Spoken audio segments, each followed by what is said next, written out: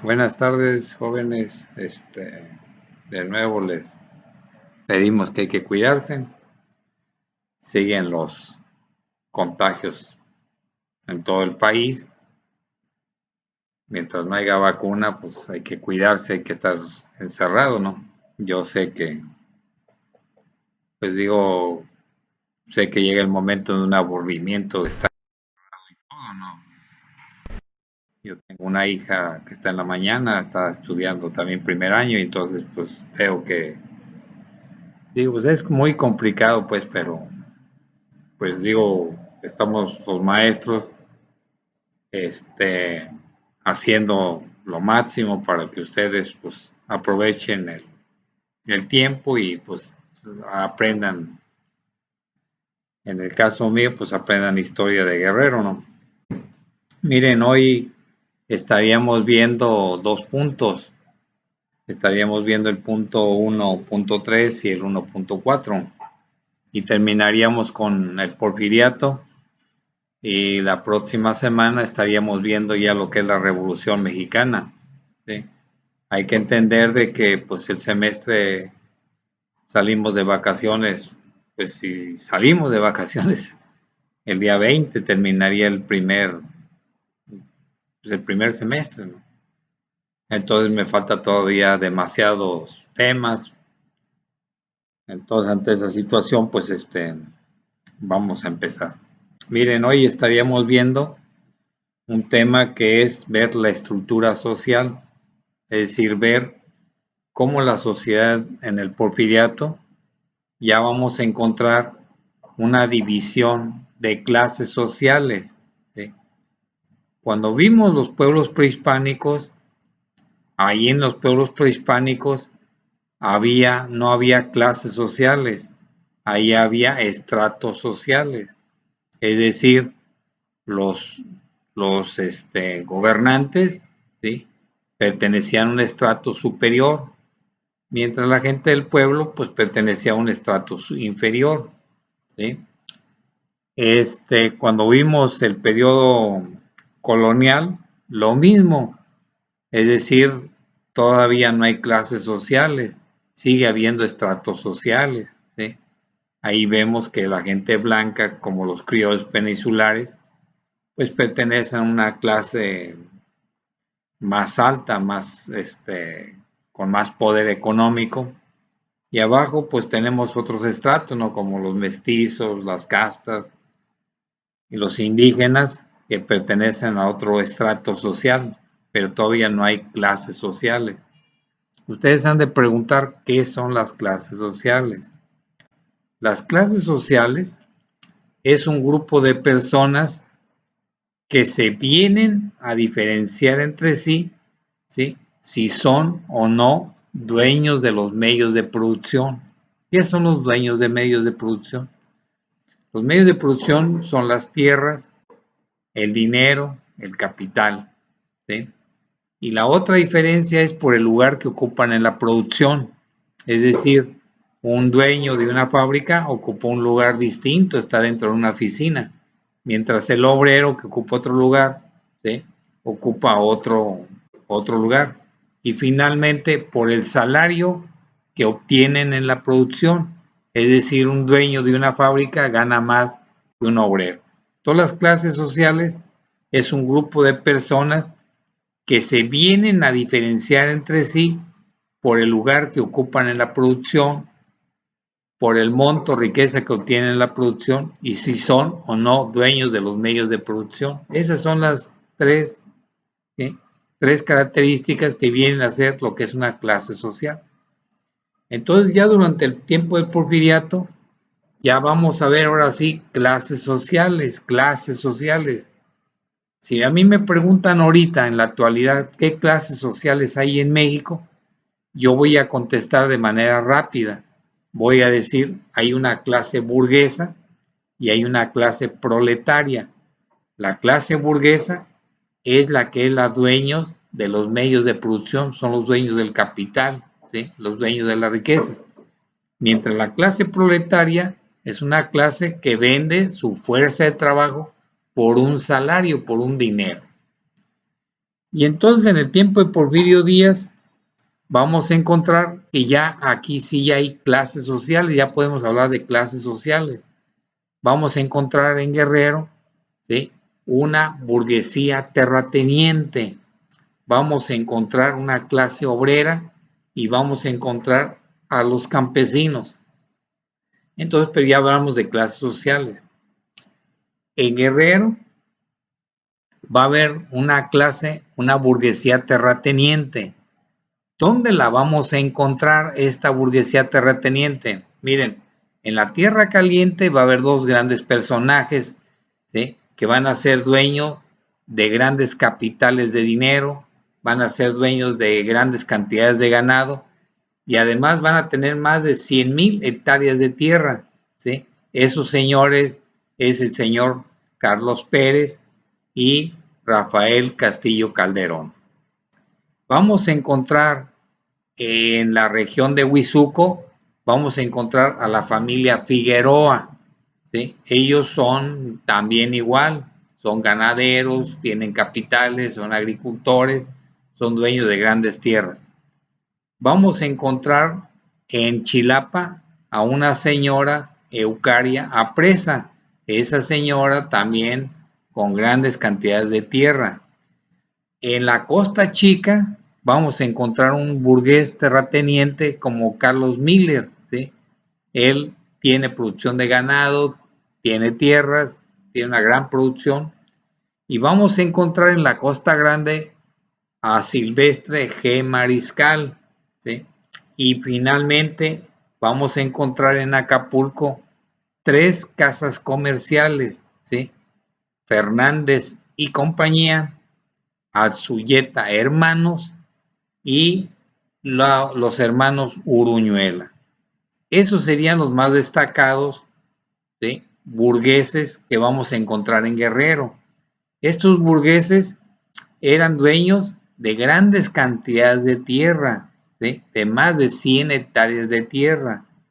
Eran dueños, ¿sí?, de toda la producción, ellos controlaban la producción, ellos controlaban la venta de productos, ¿sí?, eran prestamistas, ¿sí?, todo aquel que requería capitales para invertir en un negocio, recurrían a estos, ¿sí?, burgueses terratenientes, ellos les facilitaban el capital, pues claro, con grandes intereses.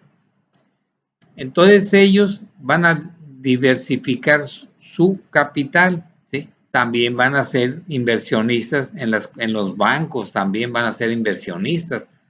Entonces ellos se dedican a toda una serie de negocios y eso les va a permitir acumular grandes cantidades de riqueza. Miren, aquí en Acapulco, estas 3 casas comerciales van a ser dueños de grandes tierras, ¿sí? Ellos van a controlar toda la producción de una parte de la Costa Chica y toda la Costa Grande. Ellos van a controlar la producción, ¿sí? Ellos van a controlar, en ese tiempo se producía algodón y ellos van a controlar el algodón. Ellos son comerciantes, ¿sí? Todos los productos que se distribuyen en esta región, ellos los tenían que vender. Ellos no permitían que ningún intermediario, ¿sí?, negociara con otro comerciante. Entonces ellos controlaban la producción, ¿sí? Entonces ellos se encargaban, ¿sí?, de aprovechar todos los recursos naturales. Entonces ellos controlaban todo lo que se movía en Guerrero. Estas casas comerciales tenían 2 fábricas de ropa, ¿sí? Aunque ustedes no lo crean, aquí en Guerrero había una fábrica de ropa aquí en Aguas Blancas, que es Coyuca de Benítez, y habría otra fábrica de ropa que estaba en el Ticuí, ¿sí?, lo que es hoy Atoyac. Entonces ellos, les digo, controlaban toda la producción. Ellos colocaban a cualquier presidente que querían en Acapulco. Ellos pagaban la policía, tenían todo el control de toda esta región, ¿sí? Todo aquel que estaba en contra de ellos, pues lo mandaban a asesinar, lo mataban, porque los policías estaban, ¿sí?, eran pagados por ellos, entonces ellos tenían todo el control de la región. Además, ellos se van a oponer a que se construya la carretera, ¿sí? ¿Por qué prohíben que se construya la carretera? Porque si se hubiera construido la carretera, ellos hubieran sido afectados económicamente, ¿sí? Entonces venían los ingenieros y lo que hacían era darles dinero para que no se construyera la carretera. Eso lo vamos a ver en el tema cuando ya vemos ya casi el último tema de historia de Guerrero. Entonces ellos, ¿sí? Les digo, tenían toda la acumulación de riqueza. Por otra parte, había una clase obrera, digo, claro, eran pequeños, ¿sí? Fábricas que se producía, pues digo, aquí en Guerrero aprovechaban todo lo que era el algodón y entonces en estas fábricas se producía telas, ¿sí? Se producía la ropa para que se vendiera en toda esta región. Y finalmente tenemos a la clase desposeída, ¿sí? A los campesinos, ¿sí? Gente que no tenía tierras, que no tenía riquezas y que entonces para poderse sostener tenían que venderse, tenían que alquilarse como peones en las haciendas de estos burgueses terratenientes. ¿Cuánto le pagaban al campesino? Le pagaban 21 centavos, ¿sí? A nivel nacional, en otra región de México, a los campesinos ganaban 25 centavos. Aquí en Guerrero van a ser explotados con 21 centavos. Pero estos burgueses terratenientes no vayan a pensar que les pagaban ustedes con dinero, ¿sí? Sino que en cada hacienda ellos colocaban una tienda de raya. Entonces el campesino llegaba a la tienda de raya y decía, deme 5 centavos de manteca, 5 centavos de fideo, 5 centavos de frijol, y así iban sumándole el capital, iban acumulando sus productos. Ellos iban y compraban en la tienda, pero como el campesino no sabía ni sumar ni restar, pues la cuenta siempre salía en 35 centavos, 30 centavos, entonces quedaban a deber dinero. Ante esa situación, un campesino pues no podía decir, yo ya me voy a salir de esta hacienda, me voy a otra hacienda, a Aguascalientes o a Michoacán o a Jalisco, sino que el campesino pues estaba atado a esa hacienda, ¿sí? En caso de que muriera el campesino, su familia tenía que pagar. Entonces la situación del campesino era terrible, también terrible porque tenían que pagar una contribución, ¿sí? Entonces, ¿se acuerdan ustedes que vimos los movimientos populares? Y entonces ahí los campesinos pues se ponían a pagar una contribución, es decir, yo por qué como persona voy a pagar una contribución por estar viviendo. Y entonces los campesinos tenían que pagar 12 centavos y medio, ¿sí? Tenían que pagar una contribución teniendo salarios pésimos. Ahora bien, el campesino que no llegó a pagar, ¿sí? Que no llegaba a pagar esa contribución, pues era castigado con una multa de 1 peso o 10 pesos. Entonces, este es el tema de la estructura social y en resumen, vamos a encontrar que ahora sí, ya en el porfiriato, podemos hablar de clases sociales.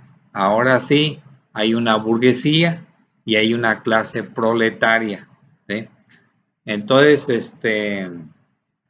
este sería el resumen. Esta burguesía terrateniente, les decía, era dueño de grandes capitales, de grandes riquezas, dueños de tierras, de ganado, ¿sí?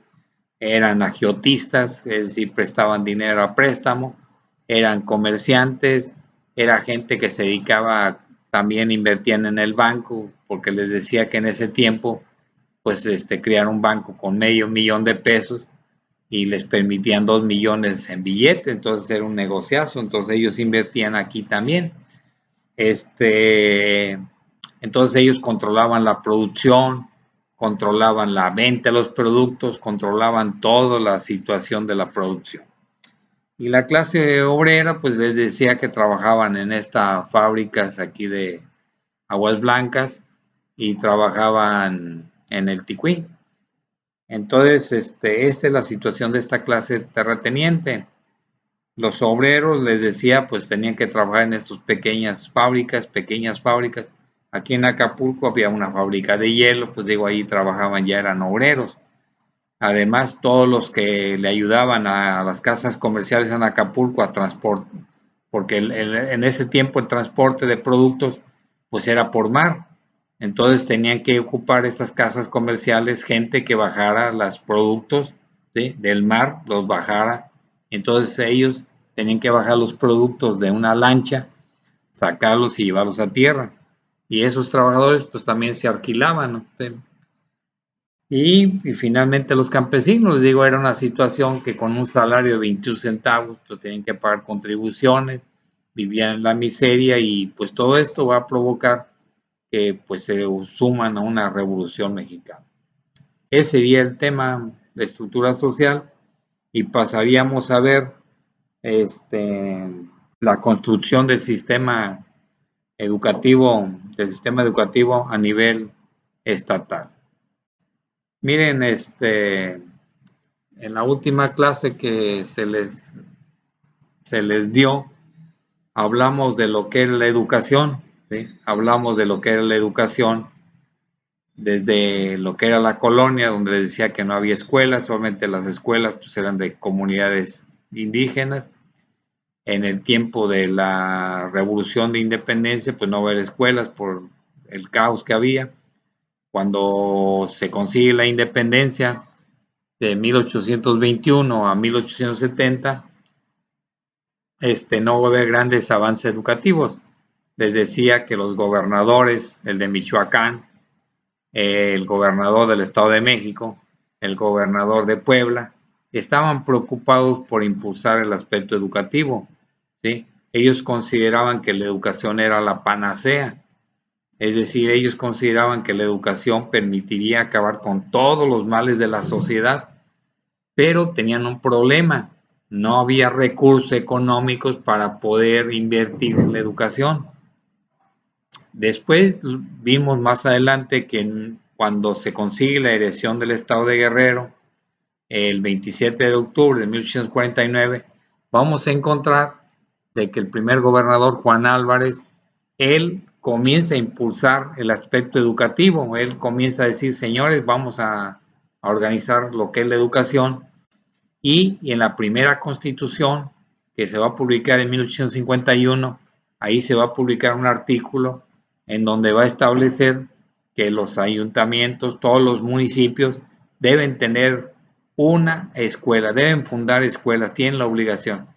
Además, se hace el proyecto de crear un instituto científico literario en el estado de Guerrero, ¿sí?, a una escuela superior, una preparatoria con carreras. Pero esos proyectos de la escuela superior pues no se podía echar a andar por la falta de recursos. Por lo que es la educación básica, lo mismo, ¿sí? Al ayuntamiento le dejan que tenga que pagar los salarios de los maestros. Hay ayuntamientos que tienen dinero, otros que no tienen dinero. Entonces el que tenía dinero pues podía crear escuelas, podía impulsar el aspecto educativo. Y terminamos ese tema en la cual pues hablamos de que en 1869, con la llegada de un gobernador, de Francisco Arce, este gobernador, también preocupado por el aspecto educativo, establece la primera ley de educación pública en el estado de Guerrero. Y además, el día 16 de septiembre de 1869, en la ciudad de Tixla, que era la capital del estado de Guerrero, crea el Instituto Científico Literario.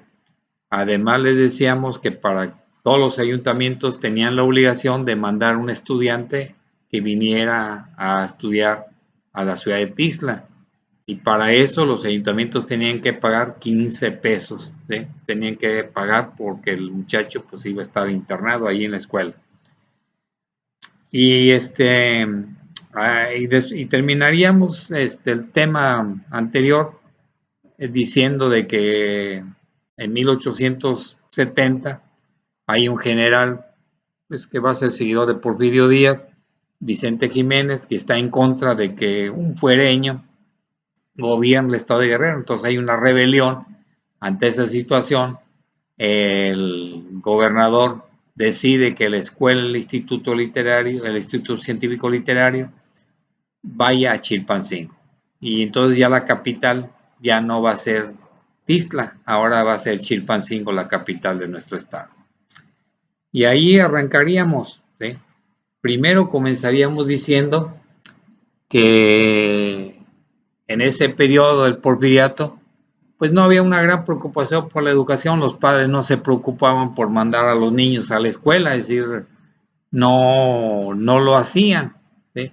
A pesar que la educación tenía un carácter obligatorio, ¿sí? Es decir, los obligaban a los padres a mandar a sus hijos, pero desgraciadamente los padres, cuando había cosechas, cuando había que sembrar las tierras, los niños abandonaban la escuela.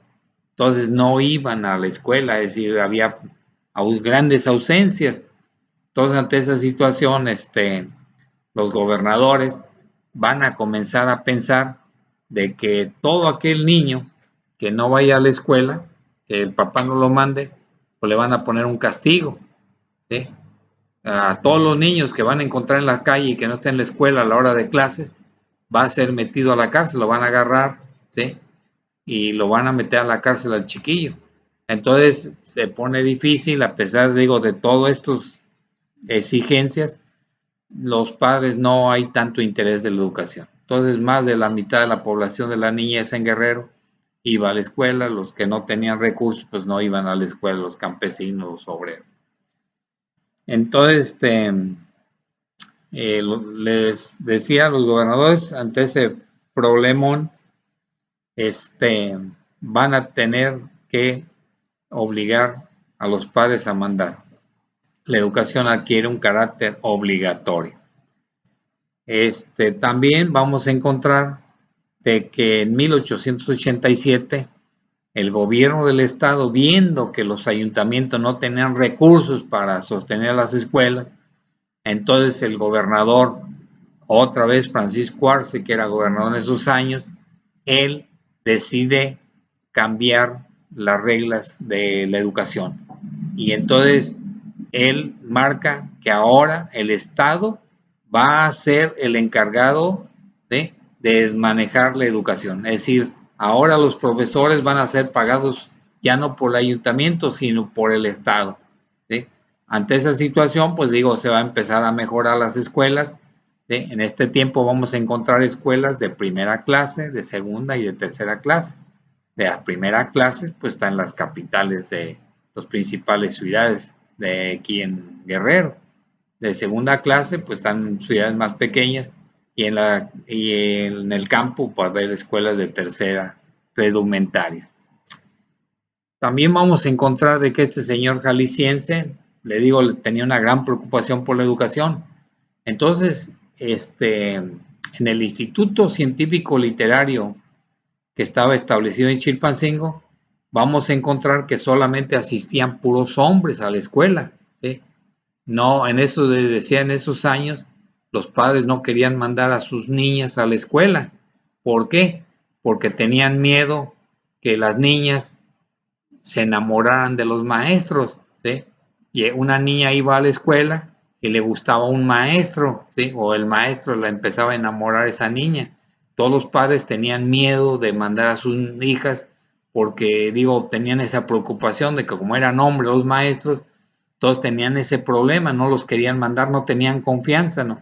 De que sus hijas estuvieran con un hombre recibiendo educación. Todas las niñas no iban. Además, los padres decían, no, pues ¿para qué mando a mi hija a la escuela? ¿Sí? Si mi hija aprende a leer y escribir, pues lo que va a hacer es empezar a escribir cartas y se las va a mandar a los novios. Y entonces, pues mi hija al estar escribiendo le va a mandar una carta al novio y se va a salir de la casa. Entonces, esa situación, pues era difícil que las mujeres pues asistieran a las escuelas, no iban, ¿sí? Entonces, ante esa situación, de Francisco Arce, tratando de impulsar la educación superior de las mujeres, ¿sí?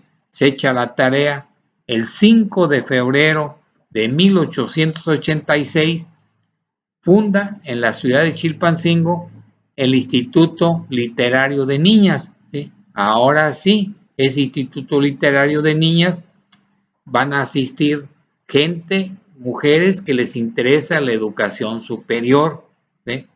Es decir, gente que van a ser maestras en ese tiempo,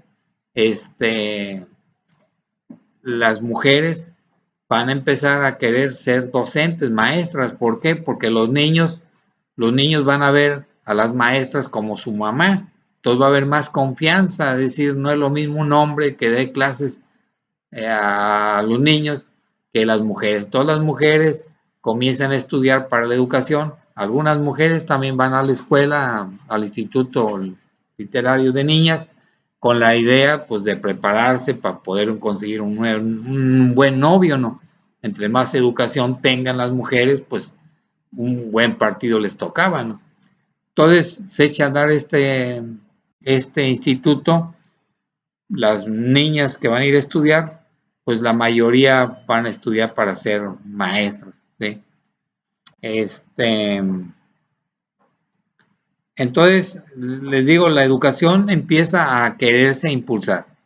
Ahora el Estado ya va, a partir de 1867, el Estado va a querer pagar, va a empezar a pagar la educación. Entonces, cuando aparecen el instituto, había dos institutos, cuando aparece el de niñas, los nombres van a ir cambiando. A partir de 1886, los nombres de los institutos van a cambiar. El Instituto de Científico Literario ahora se va a llamar Instituto de Varones. Y el Instituto de Niñas también va a cambiar de nombre. Se va a llamar Instituto de Señoritas. Después de que sale Francisco Arce, el próximo gobernador va a ser un gobernador de Yucatán, un militar, ¿sí? Que se llama Antonio Mercenario. Entonces ya con Antonio Mercenario, a partir de 1894, él va a comenzar con los diputados guerrerenses a comenzar a atacar a los institutos, ¿sí? A los institutos. Él va a comenzar a atacar de que en Guerrero no se necesitan profesionistas. ¿Se acuerdan ustedes que vimos que las carreras que ofrecía el Instituto Científico Literario, pues era para ser abogado, para ser contador público, que se llamaba teneduría de libros, y el otro era para ser ingeniero en minas y también para ser docente, para ser maestro. Y entonces Mercenario, a partir de 1894, comienza con ataques de los diputados a decir que para qué Guerrero quería profesionistas, que Guerrero no necesitaba ingenieros, no necesitaba abogados, ¿para qué quería eso la sociedad guerrerense? La sociedad guerrerense requería profesores, ¿sí? Profesores que se educaran y que llevaran la educación a todos los rincones del estado de Guerrero. Y entonces comienza a plantear el cierre de las preparatorias y de las carreras universitarias.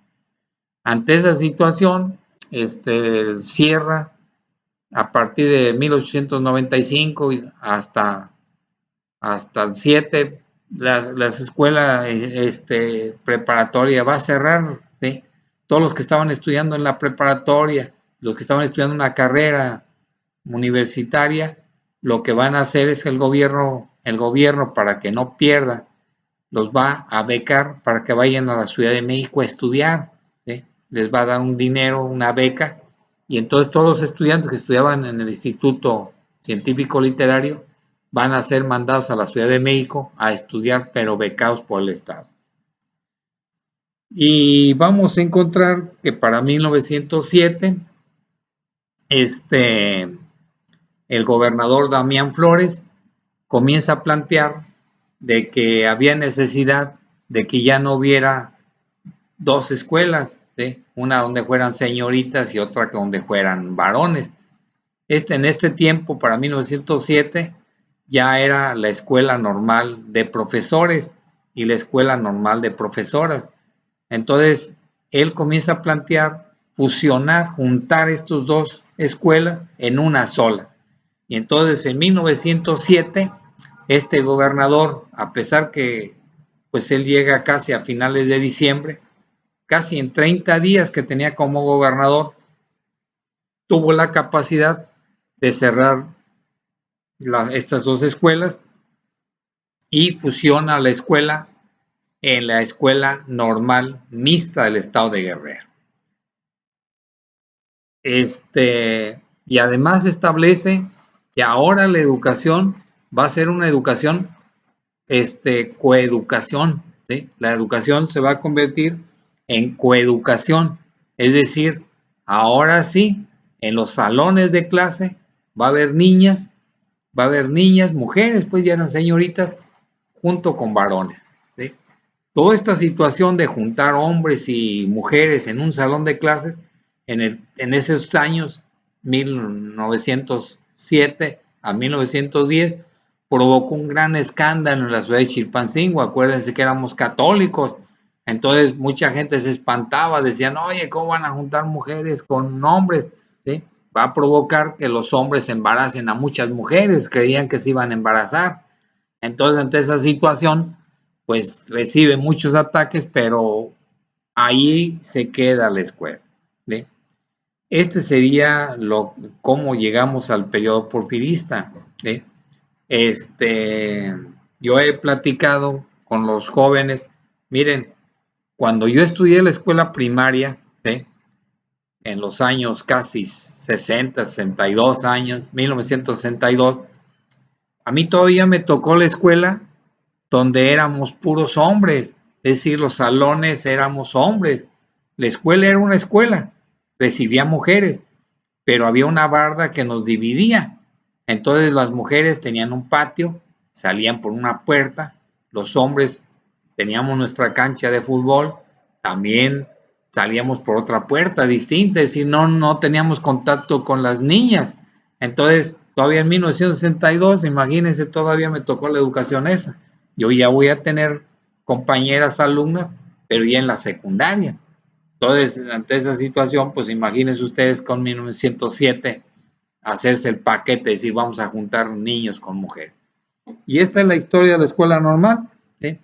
De 1910, de 1910 hasta 1918, la escuela va a estar cerrada. La escuela mixta es cerrada, pues digo, no hay recursos, está la revolución y vuelven a cerrar la institución. Y esta escuela va a ser abierta hasta 1908, cuando llega Francisco Figueroa como gobernador, ¿sí? Entonces, este sería el resumen de la educación. Primero, vamos a entender que la educación va a tener un carácter obligatorio.